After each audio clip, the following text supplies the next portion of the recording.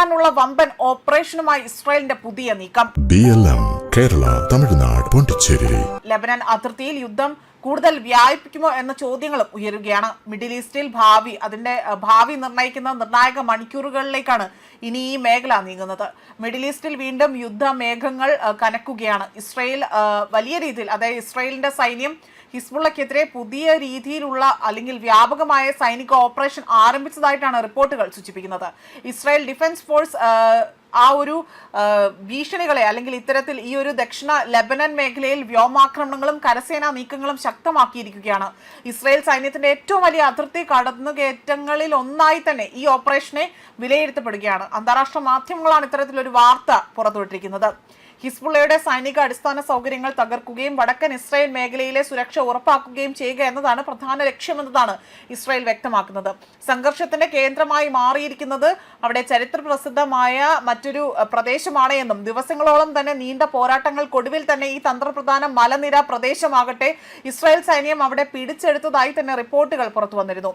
26 വർഷത്തിനിടെ ഏറ്റവും കൂടുതലായി തന്നെ ആഴത്തിലുള്ള ലെബനൻ സൈനിക നീക്കമാണിതെന്നതായിരുന്നു വിലയിരുത്തപ്പെട്ടിരിക്കുന്നത്.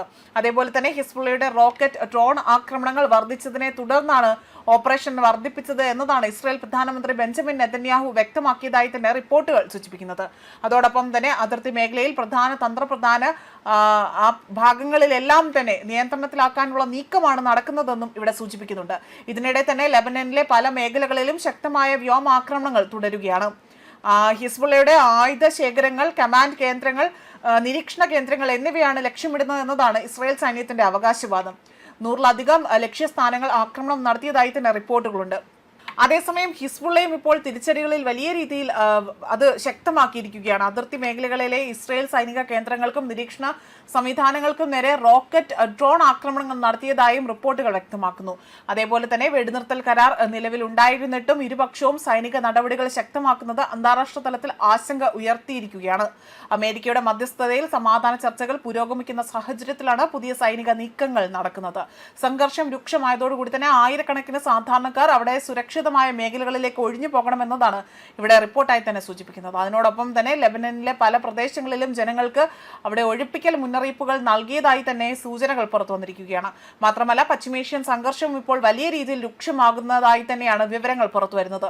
ഹോർമുസ് കടലിടുക്കുമായി ബന്ധപ്പെട്ടുള്ള വാർത്തകൾ പുറത്തു വരുമ്പോൾ ഹോർമുസ് കടലിടുക്ക് ഒമാൻ തീരത്തോട് ചേർന്ന ഭാഗങ്ങളിലെല്ലാം തന്നെ മൈനുകൾ സ്ഥാപിച്ചതായിട്ടുള്ള വാർത്തകൾ രാവിലെ പുറത്തു വന്നിരുന്നു.